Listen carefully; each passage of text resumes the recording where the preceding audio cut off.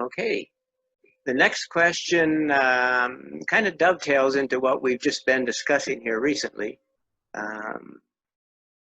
The order this time would be Amy, Garrison, Katie, and Steve.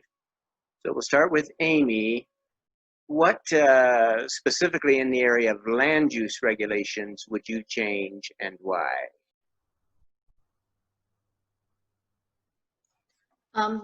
The land use regulations are a promise the county makes to the citizens when they buy their land.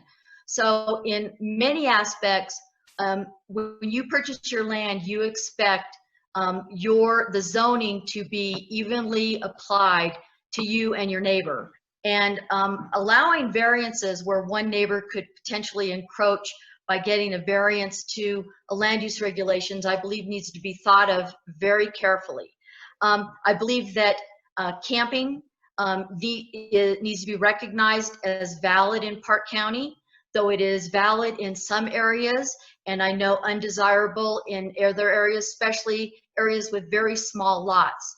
And so I believe that we need to be thoughtful about looking at the unique areas of Park County and how the land use regulations can be applied to more rural areas and applied differently to the more urban areas.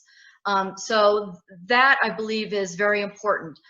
In reviewing variances through the Advisory Board of the Environment, I believe input from knowledgeable experts is important to make sure everything is understood before decisions are made, because encroaching on, variancing on wetlands or property line setbacks and everything can affect somebody's quality of life.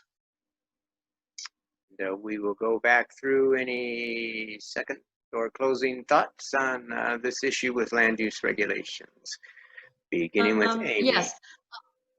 Thanks, Tim. I believe that the land use regulation modifications are on the right track, allowing people to have additional outbuildings, recognizing that a battery building or a well shed is not one of the outbuildings, giving people more options to utilize their private property how they choose. So I believe they're on the right track. We just need to keep working on having them make more sense for all areas